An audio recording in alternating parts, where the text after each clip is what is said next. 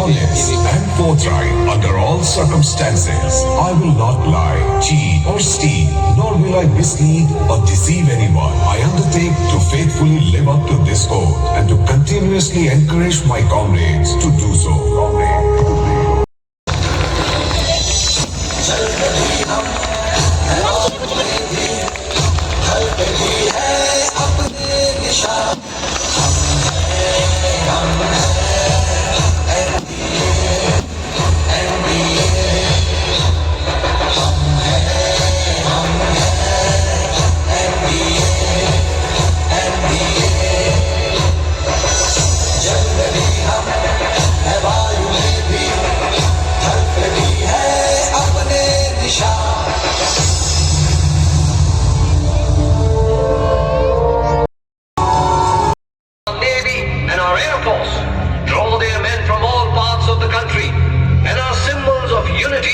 Homogeneity.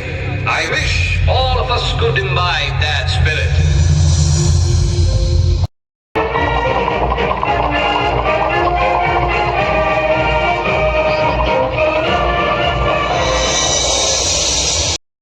मछली और काम करते सैकड़ों मजदूरों की आवाजों और ड्यूटी ऑफिसर्स के कमांड की गूंज से मानो जादू था खड़क बाजता।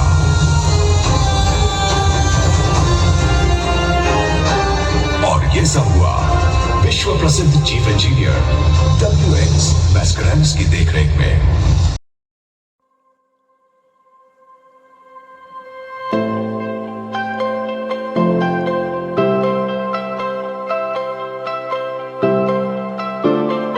मेरी दूसरी पहचान, मेरा इंसिग्निया यानी प्रतीक चिन्ह। इसके पीछे भी एक कहानी है जो इतिहास के पन्नों में दर्ज है।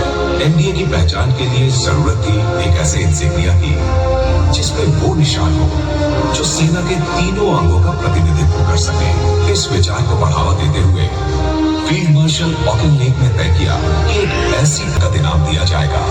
इस प्रतियोगिता में 200 एंट्रीज दर्ज की गई, जिनमें से केवल 12 बेहतरीन एंट्रीज को प्रतियोगिता में चुना गया और इनमें से सबसे अच्छे 3 प्रतीक चिन्ह कुछ इस प्रकार थे। और आखिर में जो एनडीए का इंसिग्निया चुना गया उसमें है बहादुरी का प्रतीक 2 तलवारें जो थल सेना के बेमिसाल साहस को दर्शाती हैं। नौसेना के अडिग और मजबूत विश्वास को दर्शाता लंगर यानी एंकर जिसे कोई तूफान भी हिला नहीं सकता, और आसमान की बुलंदियों को छू लेने का मजबूत इरादा दर्शाता हुआ जोशीला बाज जो वायुसेना के उत्साह और ताकत को दर्शाता है।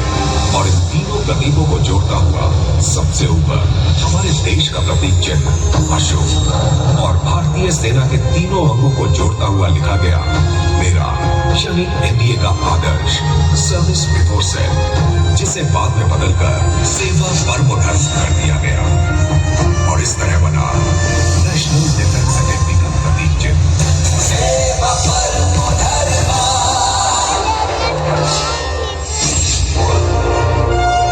कम से एक ईंट जोड़कर बना एक अनोखा और अलग वॉर मेमोरियल है। वहीं दूसरी ओर कैडेट्स को अपने सीनियर्स और उनके बलिदान की याद दिलाती है।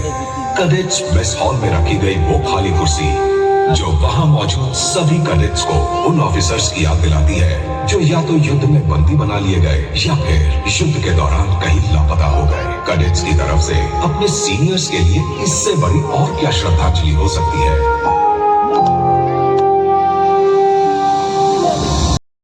रणभूमि में सफलता प्राप्त करने तक की हर तरकीब की ट्रेनिंग दी जाती है। एनडीए के दरवाजे पर पहुंचते ही पहले दिन से ही उन्हें अनुशासन सिखाना ये एकेडमी की पहली कक्षा होती है। सबके चेहरे का नक्शा और यूनिफॉर्म एक जैसा हो ताकि उनमें बराबरी का एहसास बना रहे। आए हुए सभी कैडेट्स को 18 स्क्वाड्रंस में बांटा जाता है और आगे चलकर यही स्क्वाड्रंस उनके नाम के साथ जुड़ी उनकी पहचान बन जाती है और ये पहचान इतिहास के पन्नों पर भी लिखी जाती है। स्क्वाड्रंस के कैडेट्स में उनकी एकता की भावना एक प्रतीक बन जाती है। घर से दूर एक नया घर बन जाता है। साथियों का साथ घर वालों से दूर रहने की कमी भर देता है। सुबह 6:10 हर सुबह जूनियर कैडेट्स यहाँ इंसानी अलार्म की तरह काम करते हैं और अपने अपने स्क्वाड्रन के साथियों को दिन के कामकाज की याद दिलाते हैं। स्क्वाड्रन्स के हर दिन की शुरुआत मॉर्निंग मस्टर से होती है, जहां कैडेट्स ऑनर कोड को जोर जोर से दोहराते हैं। इसी तरह एनडीए के आदर्श उनके जहन में सींचे जाते हैं। सुबह 6:30 ड्रिल स्क्वायर।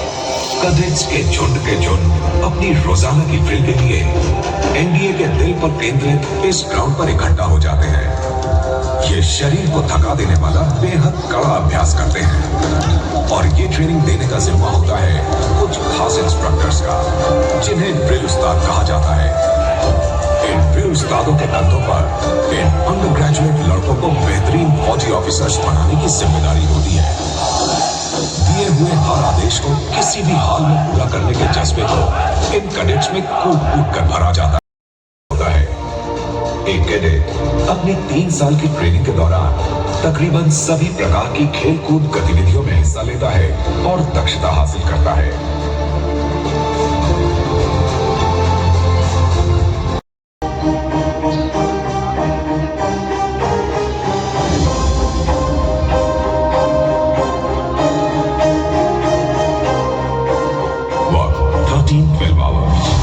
उस वक्त अपने लक्ष्य से जब वो केवल 1500 गज की दूरी पर थे, दुश्मन ने उन पर भारी ऑटोमेटिक स्मॉल आर्म्स के साथ हेवी 81 और 61 mm मोर्टार से उनकी दाईं तरफ से अचानक घात लगाकर जबरदस्त हमला बोल दिया, जिसके लिए वो तैयार नहीं थे।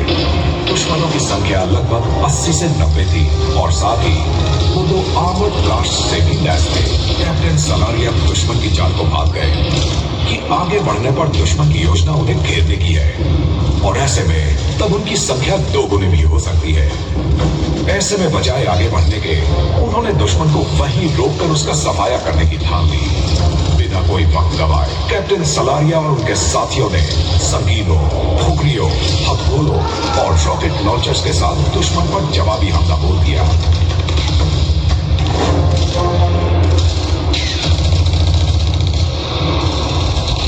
दुश्मन की तादाद उनसे बहुत ज्यादा थी, लेकिन कैप्टन सलारिया की बहादुरी देखकर उसके हाथ पांव फूल गए और वो मैदान छोड़कर भाग गया।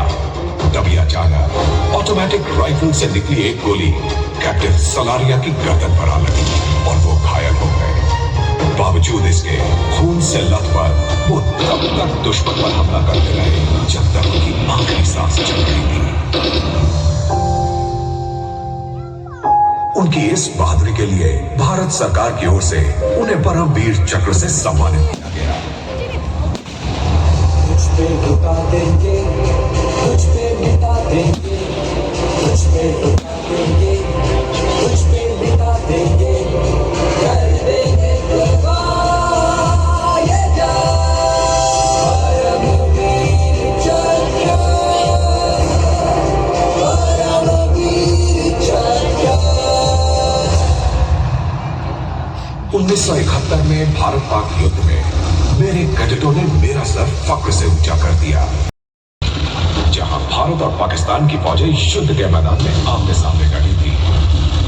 फिर आई 16 दिसंबर 1971 की वो सुबह जब 17 पूना हॉर्स का सामना दुश्मन की 8वीं बटालियन से हुआ, जहां सेकंड लेफ्टिनेंट अरुण खेत्रवाल ने अपनी टुकड़ी की अगुवाई करते हुए दुश्मन के डिफेंस को देखते हुए उनकी इन्फेंट्री और टैंक ग्रुप पर कब्जा जमा लिया।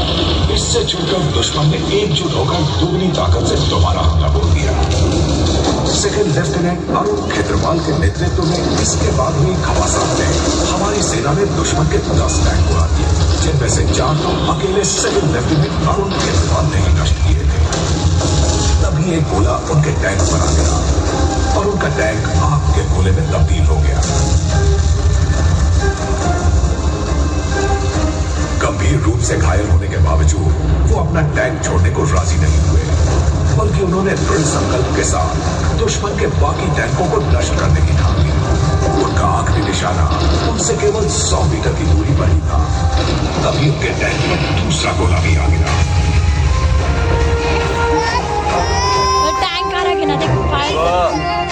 और इसी के साथ वीर सेकंड लेफ्टिनेंट अरुण खेत्रवाल का नाम शहीदों में शामिल हो गया। उनके इस अदम्य साहस को देखते हुए भारत सरकार ने मेरे इस दूसरे सपूत सेकंड लेफ्टिनेंट अरुण खेत्रपाल को भी परमवीर चक्र प्रदान किया। फायर मिशन को अंजाम देते हुए दुश्मन के कॉक्स बाजार हवाई अड्डे को तहस नहस किया।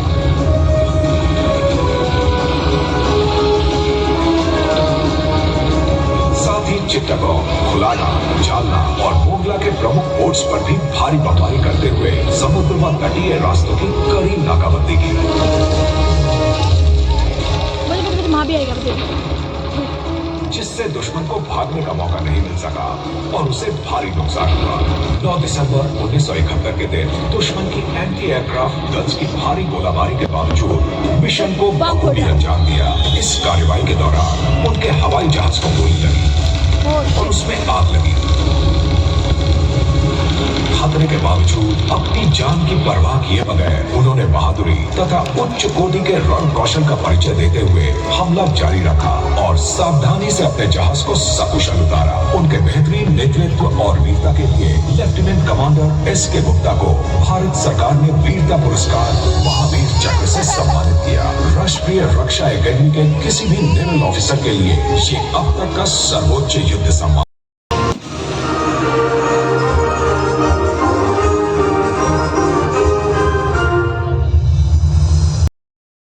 राष्ट्रपति श्री नीलम संजीवा रेड्डी द्वारा मुझे यानी एनडीए को मेरे पहले कलर्स प्रदान किए गए।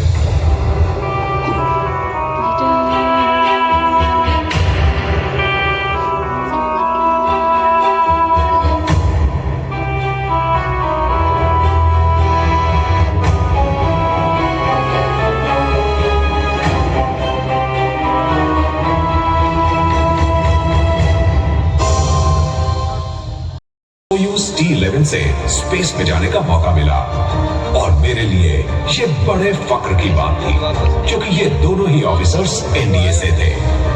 और फिर आया वो दिन जो हिंदुस्तान के इतिहास में हमेशा के लिए दर्ज हो गया। दिन था 4 अप्रैल 1984। ऊपर से भारत कैसा दिखता है आपको? सारे जहां से अच्छा। स्क्वाड्रन लीडर राकेश शर्मा को उनके इस सफल मिशन के लिए भारत सरकार ने उन्हें अशोक चक्र से सम्मानित किया। यानी एनडीए जवान होकर दौड़ने लगा। मेरी 50वीं सालगिरह मेरे और मेरे जवान कैडेट्स के लिए महान उपलब्धि। और इस मौके पर मुझे तत्कालीन उपराष्ट्रपति डॉक्टर कृष्णकांत के हाथों एक और उपलब्धि हासिल हुई और वो थी एनडीए की स्वर्ण जयंती के अवसर पर फर्स्ट डे कवर का जारी किया जाना।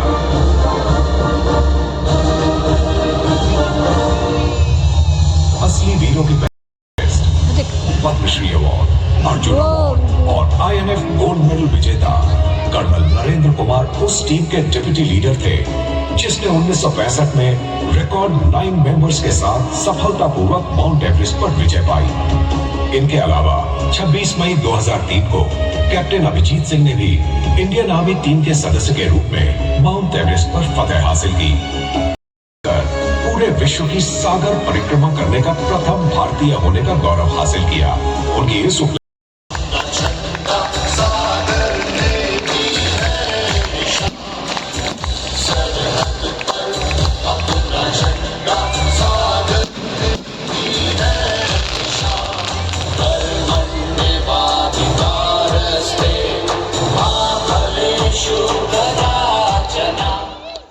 Ladies and gentlemen, on behalf of Team India, I would like to convey my sincere thanks to all of you for your presence today. We have just witnessed a few glimpses of the history and heritage of the National Defence Academy. The contribution made by this iconic institution in nurturing and placing young leaders